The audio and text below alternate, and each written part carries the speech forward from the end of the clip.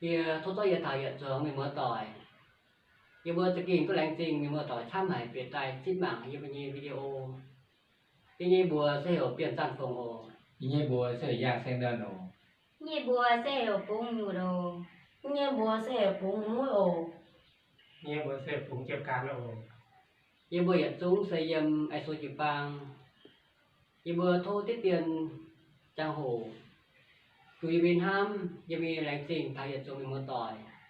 Thốt chẳng tìa thiết thân hùng, xảy phú, xảy en tụi mình mở tỏi ổ. Hiện hỏi như bữa phụng đã làm video phỏng nãy. Sẽ hỏi than tới khu phiền phương thảo giờ cho mình mở tỏi. Anh ấy khu phiền sẽ con thảo sẽ giảm như cháu. Chủ bành hỏi, chủ miên hỏi, chủ miên mảng mắt vào mùi. Vừa mùi liều gai và mắt lại hai tàu của miền mở tỏi à.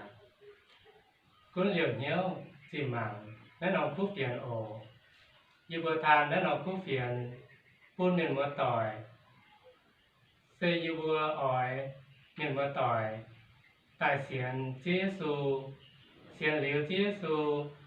Xây hai thành bùa chít tú dần nhiều, on lỏ như chẳng mẹ. Miền mùa tỏi bùa hải tàu mấy cành xiển khảo chê yết xù.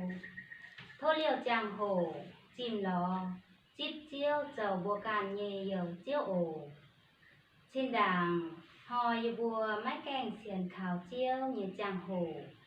Như bùa buồng chủ, bèn hỏi, miên hỏi, như bùa.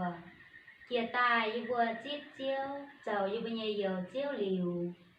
Như bùa mài quyền diều, bèn on. Lành trình chẳng tìa chiếu thiên hùng, dầu chiêu cún như bùa nhầm mẻn. In hoi như bùa ỏi, chùn nách khúc phiền, vào nách kênh như miền Tây Nguyên. Miền mùa tỏi muông liu, hải on tu nhiêu nò, chát đang kỳ kênh, chìm lò mảng thiên ninh ổ.